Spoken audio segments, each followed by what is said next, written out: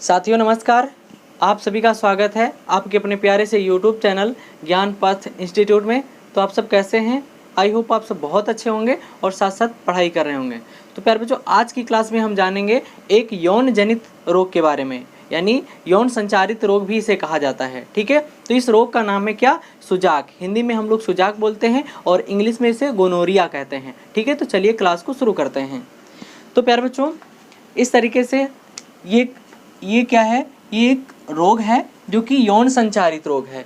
यौन संचारित रोग किसे कहते हैं?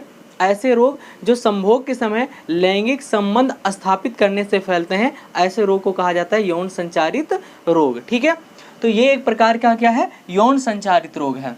ये कैसे फैलता है? ठीक है, तो ये एक बैक्टीरिया के द्वारा होने वाला रोग है, यानी जीवाणु के द्वारा होने वाला रोग है।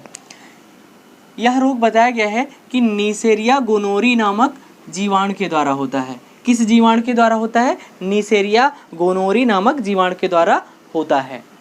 ठीक है, अगर संक्रमण की बात करें तो बताया गया है कि इस रोग का जो सामान्यतः संक्रमण होता है वो लैंगिक संबंधों द्वारा होता है, यानी लैंगिक संबंध स्थापित करने से इस रोग का संक्रमण होता है, अर्थात एक व्यक्ति से दूसरे व्यक्ति में ये फैलता है।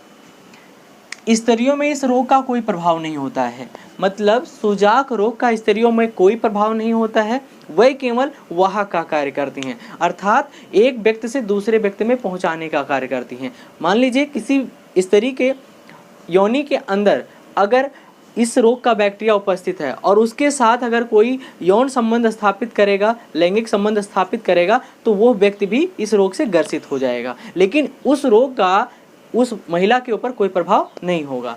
तो स्त्रियों में इस रोग का कोई प्रभाव नहीं होता है, वह केवल वाहक का कार्य करती है, मतलब इस रोग के लिए केवल वह वाहक का काम करती हैं, ये केवल एक व्यक्ति से दूसरे व्यक्ति में फैलाने का कार्य करती हैं। अगर सिम्टम्स की बात करें तो इस रोग का जो जीवाणु होता है कहाँ होता है? इस रोग का जीवाणु स्त्री एवं पुरुष के मूत्र मार्ग में रहता है। इस रोग का जो जीवाणु होता है वो स्त्री और पुरुष के मूत्र मार्ग में रहता है। संक्रमित व्यक्ति को मूत्र त्याग के समय मूत्र मार्ग में जलन होती है। जो व्यक्ति सुजाक रोग से संक्रमित होता है उसको मूत्र त्याग के समय मूत्र मार्ग में जलन होती है, सूजन भी आ जाती है। शिश्न के सिरे से पीले हरे रंग का श्रावण होता है, और शिश्न के सिरे से क्या होता है? पीले हरे रंग का श्रावण भी होता है। और बताया गया है कि अगर समय से उपचार न किया जाए तो यह जो रोग होता है ये प्रोस्टेट ग्रंथि और अधिवेशन तक भी पहुंच जाता है, फैल जाता है। ऐसी स्थिति में इसका उपचार करना बहुत कठिन होता है। ठीक है, तो ये कुछ सिम्टम्स हैं जिनके द्वारा हम पहचान सकते हैं कि ये होने वाला सुजाक रोग है। अगर हम रोकथाम एवं उपचार की बात करें तो बताया गया है कि तेल, अचार व गर्म पदार्थ तथा मसालेदार पदार्थों का सेवन नहीं करना चाहिए, यानी तैलीय पदार्थ, अचार, ठीक है, और गर्म व मसालेदार पदार्थों का हमको सेवन नहीं करना चाहिए।